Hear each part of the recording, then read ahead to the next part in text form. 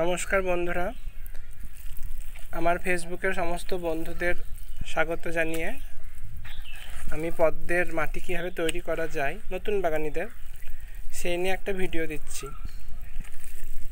পদ্মের মাটিটা একদম নরম হবে, যত ননির মতো মন্থন করা যাবে মাটিটা তত সুন্দর ফুলে উঠবে। এই মাটি আমার এখানে মিডিয়া হচ্ছে খোল এবং গার্ডেন সয়েল। এটা 15 দিন হয়ে গেছে, 15 দিনের পর এরকম দাঁড়িয়েছে।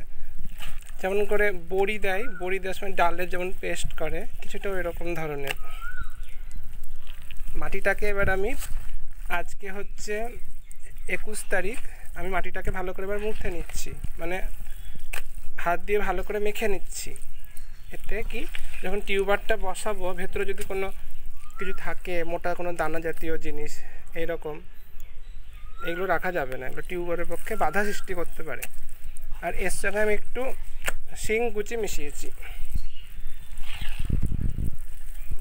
মাটিটা যত বেশি মাখবেন তত বেশি ফুলবে, আর টিউবারের গ্রো করার জন্য খুব বেশি নিচে জায়গা পাবে, নরম স্থান পাবে। তাহলে এই ছিল আজকে আমার ভিডিও। এটা যদি কারোর উপকারে লাগে সেই জন্য এটা করা। ধন্যবাদ।